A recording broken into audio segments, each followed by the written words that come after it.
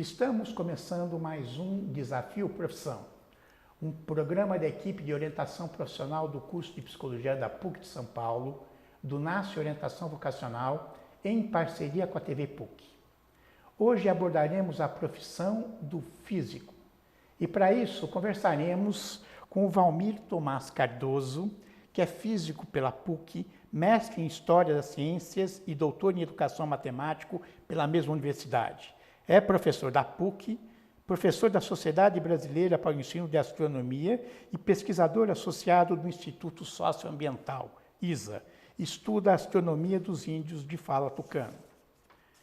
E o Weber Simões Videira, que é bacharel e licenciado em Física pela PUC, especialista em proteção radiológica, supervisor de radioproteção em aceleradores de partículas e em Física de Medicina Nuclear pelo CINEM. Foi professor efetivo de escola estadual em São Paulo. Atualmente é físico sênior, supervisor de proteção radiológica da Ciclopet Radiofármacos Limitada. Eu agradeço a presença de vocês. Eu que agradeço muito o convite. E poderíamos começar com uma piada sobre a profissão, ou um caso sobre a profissão. Acho que os dois casos estão relacionados, né? O Weber pode contar o caso dele primeiro e depois eu conto o meu, porque o meu está relacionado com o dele. É verdade. Bem, mais uma vez queria agradecer pelo convite para participar aí do programa, né?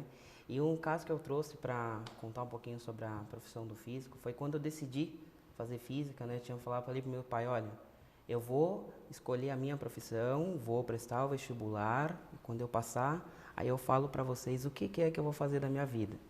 Então eu fiz o vestibular, passei em física, né, no curso aqui da PUC São Paulo, e cheguei em casa. Pai, mãe, decidi, eu vou fazer física. Física? Meu filho, você nunca se deu bem com esporte e tudo mais, educação física não vai ser muito bom para você, né? Então, aí eu, não, pai, eu vou fazer física, né? Mas o que o físico faz? Ainda bem que a minha graduação me ajudou a responder essa pergunta, né? No final da minha graduação eu disse para ele, agora sim, né? Física faz assim, assim, assado e assim por diante. Ótimo. Você imagine que essa situação era uma situação muito comum, né, Silvio? Eu vivi também uma situação similar a essa, só que uma vez no táxi. Eu estava atrasado, já estava dando aula, então peguei um táxi, estava indo para a faculdade e aí eu falei, olha, eu estou atrasado para a faculdade, dá para o senhor fazer um caminho mais rápido? Ele falou, mas você faz o quê, meu filho? Eu falei assim, eu faço física. E eu via que ele olhava, ele ficou calado a partir daí, né? Ele olhava, dirigindo, ele olhava no retrovisor, olhava. Eu falei, tá tudo bem? Ele falou, o senhor não acha que o senhor está um pouquinho gordo para fazer física, né? E ele achava que a física era a educação física. Então essa confusão entre educação física e física foi muito comum durante muito tempo. E ainda tem gente que faz essa confusão. É uma pena, né? Claro.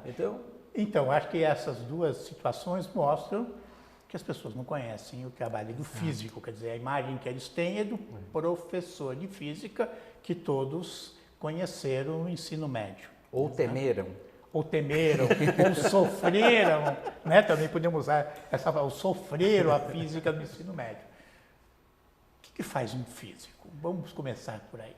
Olha, o que pode fazer um físico? O físico pode fazer muitas coisas. É mesmo? Né? E os físicos são metidos. Eles entram nas áreas, eles entram em áreas diferentes das suas. Né? E eu posso falar isso de cátedra, porque eu já me meti em várias áreas diferentes.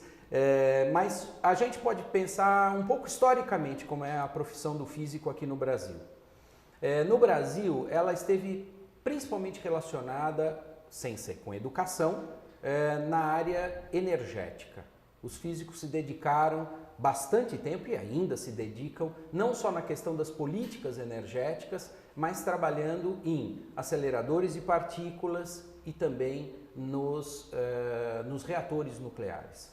O Brasil, na década de 70, comprou reatores nucleares da Alemanha. O projeto originalmente era colocar reatores em todos os lugares, né? Para geração de energia elétrica e produção de um subproduto que poderia ser usado para várias coisas, né? Inclusive lixo nuclear. Mas o que aconteceu foi que efetivamente gerações de físicos, inclusive eu acho que sou o único da minha turma que não foi para a área de energia nuclear, gerações de físicos se dedicaram a trabalhar com a energia nuclear. E, portanto, essa proximidade com a energia fez com que muitos entrassem para programas governamentais trabalhando nas políticas públicas energéticas. Então, hoje você vê físicos dentro de departamentos estatais pensando, discutindo políticas públicas de emprego de energia. Então essa foi uma das áreas, foi uma das primeiras áreas. Uma área que veio em seguida foi exatamente da questão da física médica, por conta da proteção radiológica, por conta do radiodiagnóstico, por conta da radioterapia e da medicina nuclear. Eu vou deixar o Eber falar um pouquinho disso, depois a gente continua falando de outras áreas. Na verdade a gente pode ver assim, quando houve, né, essa ascensão aí da física médica, dividido nas áreas que o professor Valmir comentou, a medicina nuclear, o radiodiagnóstico, a radioterapia, né, houve um grande avanço, né, o número de físicos trabalhando nessa área. Por quê? Porque o crescimento acelerado, né, dessas clínicas que foram colocadas aí no Brasil, hoje, por exemplo, nós temos mais de 400 clínicas de medicina nuclear licenciadas aí pela CENEM, 200 clínicas de radioterapia, né, até na indústria mesmo, mais de 400 empresas que utilizam a radiação em si, né, que precisam do físico para ter o controle do seu processo, né. Então, digamos assim, o uso da radiação em si, que veio inicialmente lá da década lá do Instituto ainda de Energia Atômica, depois o IPEM aqui em São Paulo e disseminou aí pelo Brasil, né? Hoje também na produção dos radiofármacos em si, né? Como o professor Valmir falou, como subproduto, né? Da utilização do radioisótopo em si. Então é crescente essa demanda pelo profissional do físico.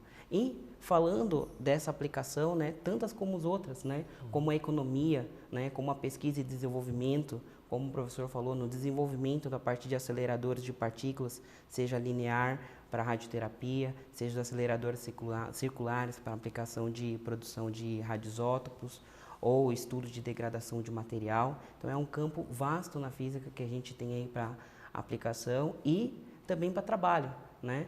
Por quê?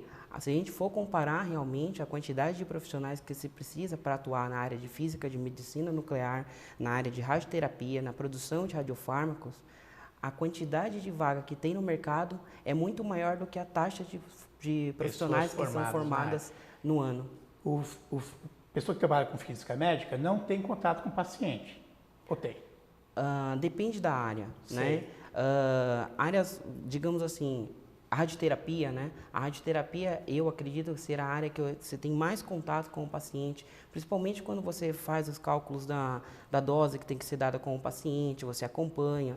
Ele senta junto com o médico, é isso? Senta junto com o médico. No caso, por exemplo, da medicina nuclear, no tratamento com a iodoterapia, onde você acompanha o médico para dar o radiofármaco em uso da terapia, que no caso aqui é o iodo 131, para fazer o tratamento, você faz o acompanhamento. Por questões de proteção radiológica, você faz a liberação do paciente, depois o médico vai fazer a liberação na questão, digamos assim, da saúde do paciente. Então, é sempre trabalhando em conjunto com os profissionais da saúde. Perfeito. O que mais pode fazer um físico do país? Vamos falar de uma área que se desenvolveu paralelamente à questão da energia nuclear, que é a área de materiais. Então, essa foi uma segunda área, sobretudo quando a gente fala de computadores. Então, quando a gente fala, por exemplo, de semicondutores, que é a matéria-prima básica do computador. Então, tudo que diz respeito ao hardware, quer dizer, a parte que a gente chuta, né? Porque tem uma parte que a gente xinga e uma parte que a gente chuta. Né? A parte que a gente chuta é o hardware, a parte que a gente xinga é o software. Né? Então, o desenvolvimento inicialmente de hardware, a parte conceitual, os primeiros experimentos, etc., foram feitos dentro de laboratórios de física. Nesse novo material, o grafeno, que hoje está entrando na moda, o físico tem uma participação. Tem uma participação enorme. Não é só o químico. Não é só o químico. E por isso, nós vamos voltar a essa questão, essas são áreas de interface. Não dá para você dizer, isto daqui é do engenheiro, isto daqui é do químico, isto daqui é do físico. Essas áreas são, por natureza, áreas de interface. E por isso mesmo você tem profissionais que deveriam trabalhar supostamente em conjunto, dentro do laboratório e fora dele. Então essa foi uma segunda área de desenvolvimento, a par e passo da energia ou da área energética, que é a área de materiais. Então grande parte dos desenvolvimentos, da base conceitual dos desenvolvimentos do hardware foram produzidos em laboratórios de física ou laboratórios mistos de física junto com a engenharia. E aí o Brasil foi muito feliz porque enviou para fora, na década de 70, para o MIT, enviou um grupo de físicos, de jovens estudantes de física, que foram se especializar no MIT e voltaram para o Brasil cheios de ideias. E por isso universidades que foram criadas na época, em particular a Unicamp, foram celeiros de novas ideias e aplicações da física em outras áreas de conhecimento. Então, por exemplo, nasceu daí algo que todo mundo usa, direta ou indiretamente hoje, que são as fibras óticas. Quer dizer, a melhoria das fibras óticas, não só a criação, mas a melhoria das fibras óticas passou por laboratórios da região de Campinas, desenvolvidos sobretudo dentro da Unicamp. É engraçado isso, voltando. Eu sou orientador profissional e quando jovens falam, eu gosto de matemática e física, eu vou fazer engenharia. Poucos falam, eu vou fazer física. Por que será? Acho que em parte por causa do desconhecimento. Quer dizer, as pessoas não sabem exatamente o que faz um físico. E a segunda questão é a questão da remuneração. Historicamente, no Brasil, é muito melhor você ser um doutor, engenheiro, não é, do que ser um físico. Professor. Meio um pouco fora do peso, mesmo sendo físico. Entendeu? E o professor de física tem uma presença na vida das pessoas que ela pode ame-o ou odeie-o. Quer dizer, existem pessoas que adoram o professor de física que tiveram na escola e outros simplesmente odeiam. Quando as pessoas perguntam para mim, por exemplo, o que você faz? Eu digo, eu sou professor. Essa é a primeira coisa que eu falo sempre.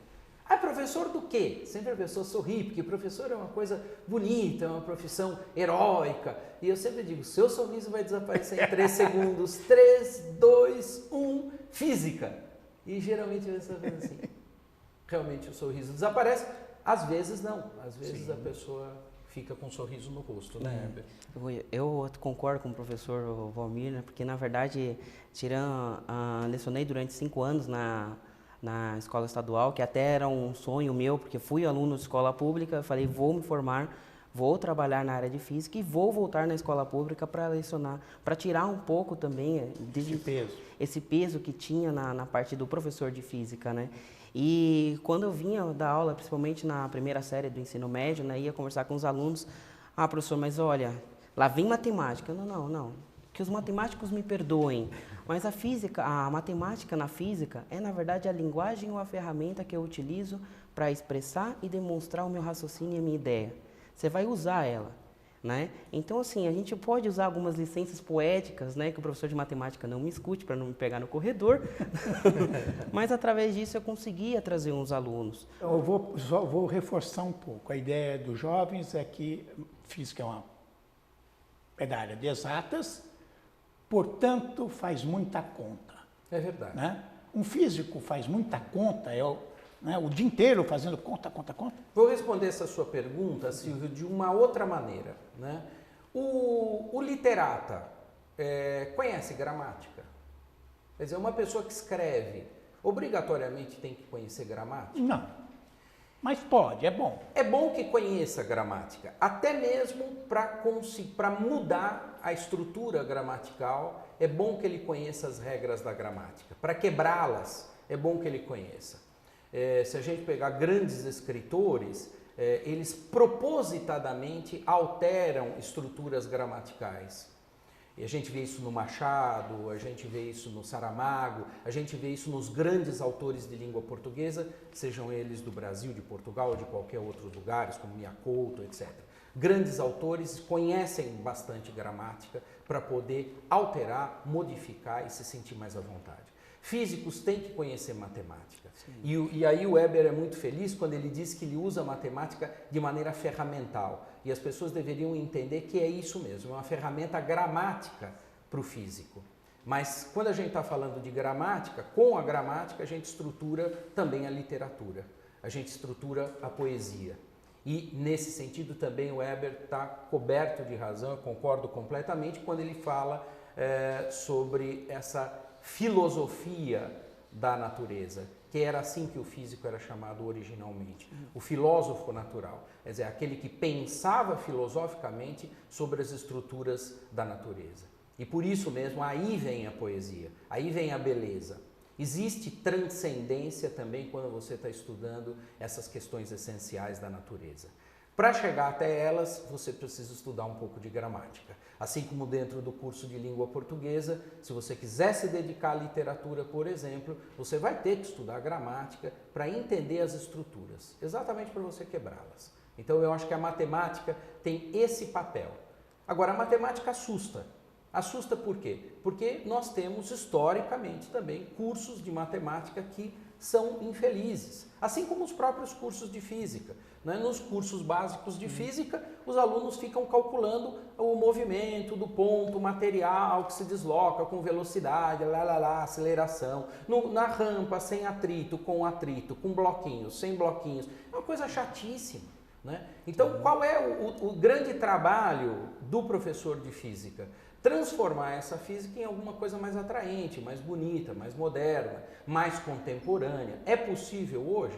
Bom, hoje com os computadores pessoais e aplicativos, você pode dar cursos de física que são completamente diferentes. No entanto, quando a gente olha para o Enem, por exemplo, a gente vê que infelizmente o Enem está seguindo na direção dos vestibulares antigos. O Enem que começou tão bem, tão bonito, né? Tão geral, tão mostrando todas as inter-relações entre o conhecimento, agora se mostra um exame específico que vai mostrar características exclusivamente técnicas, se você sabe empregar aquela equação, se você guardou de memória, né? Essa coisa da memorização pela memorização. Eu até sou a favor da memorização, mas quando ela faz sentido.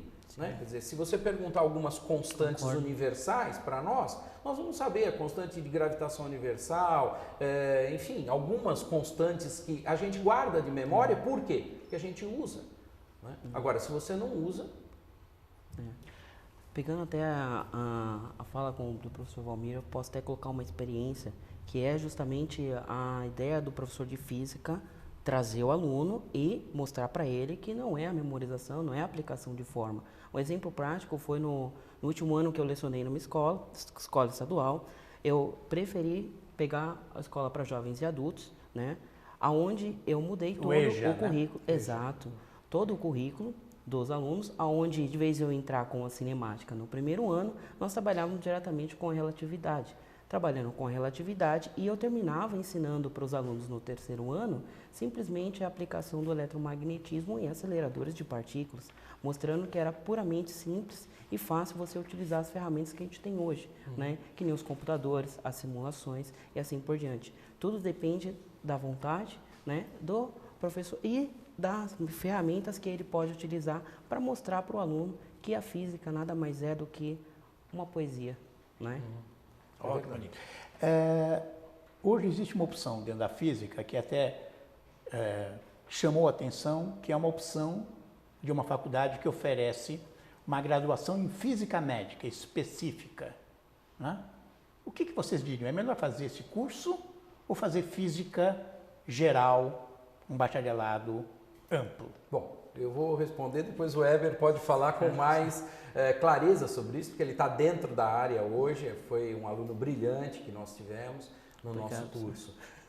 O curso de física da PUC é um curso de física com ênfase em física médica. Qual é a grande vantagem de um curso desse? O aluno sai físico, então ele tem uma experiência dentro da área da física mais espectral, ou seja, ele vai estudar um pouco de astronomia, um pouco de cosmologia, um pouco de física nuclear, um pouco de física básica, um pouco de eletromagnetismo, ou seja, ele vai ter uma formação ampla, física teórica, ele vai ter uma formação ampla. E aí, então, exposto, né, e você é um especialista nisso, você sabe muito melhor do que nós, né, exposto a várias possibilidades, a pessoa tem melhores chances de fazer uma escolha profissional, um aprofundamento profissional melhor. Né? Então essa é a vantagem. Eu não sou absolutamente contra os cursos de física médica. Ou específicos. Específicos, que vão trabalhar especificamente com a física médica. Mas se o aluno, no meio do curso, e os alunos entram muito jovens e muito despreparados nos cursos universitários, se ele entra despreparado e simplesmente vai para uma formação muito específica, ele pode tender a ser exclusivamente um técnico. Você vê, a gente está falando, o Weber está falando de física, mas ele fala de física com paixão. Ele fala de física, de uma física mais transcendente. Ele não fala, ele fala de uma física mais filosófica e menos uma física técnica. E veja, ele hoje é um profissional de uma área técnica que trabalha especificamente com protocolos bastante rigorosos. Exato. Né? Acho que, primeiro agradecer, professor, pelo aluno brilhante, que é isso. Na verdade, colocando o que o professor Valmir falou, né? A ênfase em física médica, ela te coloca mais facilmente no mercado de trabalho, porém, a formação sólida em física que a gente tem por trás da ênfase é o que te dá, na verdade, a base para você, por exemplo, inicialmente, prestar as provas para entrar nos programas de pós-graduação, né? Nos concursos da área em si, né? Eu particularmente posso dizer, assim que eu me formei, eu entrei no aprimoramento do Hospital das Clínicas e foi, na verdade, a minha formação sólida em física, né, que me deu a capacidade para conseguir entrar naquele concurso e depois me manter na área. Tive a oportunidade também de prestar outro concurso que era puramente física novamente, eu fui físico do hospital e assim por diante. É essa formação que te dá a base. Porque se você só aprender a apertar um botão, você nunca vai saber resolver um problema quando aquela máquina para. Só mais um detalhe, o seu cotidiano, você mexe em equipamento, você faz os projetos no computador, você está no laboratório, onde você está no seu dia a dia? Na verdade, no meu cotidiano, né, eu tenho duas funções básicas, né? Eu opero e presto o serviço de manutenção em acelerador de partículas e controlo a exposição dos funcionários à radiação. Então, eu estou dentro do laboratório junto com os técnicos, porém, para que eu possa conferir ou ir acompanhar um funcionamento de um acelerador de partículas, aquilo ali é física pura. Se a gente não souber qualquer uma das relações, quando a máquina para, eu uso a física para depois resolver o problema técnico. Ótimo. Os físicos são torturadores da natureza. Eles, na verdade, estudam a natureza e arrancam dela. Você tem agora que falar para mim, partículas, falem para mim, máquinas, falem para mim. E é por isso que os físicos acabam em áreas muito diversificadas. E você tem uma dimensão também ecológica, né, dentro da física. Exatamente. Eu ia só rapidamente terminar aqui outras áreas, só pelo menos enunciar outras áreas de atividade dos físicos. Uma delas, o Weber lembrou muito bem, é a econofísica. Quer dizer, o que acontece? Modelos matemáticos às vezes são complexos, trabalham com matemáticas que não são as matemáticas que a gente usa normalmente. Matemáticas caóticas, né? Modelos caóticos. Esses modelos caóticos que serviram para explicar, por exemplo, como é que é a meteorologia, como é que se prevê o tempo ou como não se prevê o tempo, são aplicados em modelos econômicos, em bolsa de valores. Então hoje físicos vão para dentro de grandes bancos e estruturas como essa para estudar e trabalhar em modelos matemáticos e modelos físico-matemáticos que prevêem o que pode vir a acontecer no mercado. Não é? Essa é uma área. Uma outra área é a ecologia. Então, os físicos trabalham em área ambiental. Então, existe uma física ambiental hoje, que não é só medir temperatura, não é só medir pressão, mas também criar modelos de comportamento do ambiente. A gente está diante do desafio do aquecimento global, então a física também se adaptou a essas necessidades. Né? Eu te apresentei, que negócio é esse de astronomia de índios da fala tucano? Que parte da física é essa? Essa é uma área, na verdade, uma área que eu não falei, né, obviamente. Porque é muito específica. É muito específica, mas ela está dentro de uma grande área que seria a astronomia, a cosmologia, né? Então são áreas também de investigação da física hoje dentro da academia. Esse trabalho foi o resultado de um trabalho de etnomatemática. Eu comecei a trabalhar com o professor Ubiratã D'Ambrosio, dentro da educação matemática, na realidade tentando vincular a história da ciência, que eu já tinha trabalhado no mestrado, história da astronomia, com a qual eu trabalhei, junto com a educação matemática. No meio do caminho havia uma oportunidade no meio do caminho.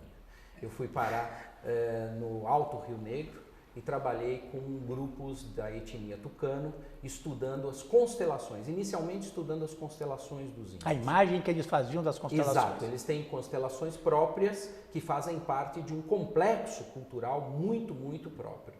E a partir disso a gente desenvolveu, dentro de um ambiente escolar, uma escola diferenciada indígena, um calendário circular, dinâmico, mostrando as relações entre as constelações e todos os outros fenômenos que nós separamos, mas que eles consideram juntos, né, consideram unificados, como, por exemplo, fenômenos de nascimento e ocaso de constelações, surgimento de determinados peixes, desaparecimento de determinadas plantas, vegetais, frutos, flores, chuvas, regime de aumento e diminuição do nível do rio, enfim, presença ou não de determinados espíritos na tribo num determinado momento.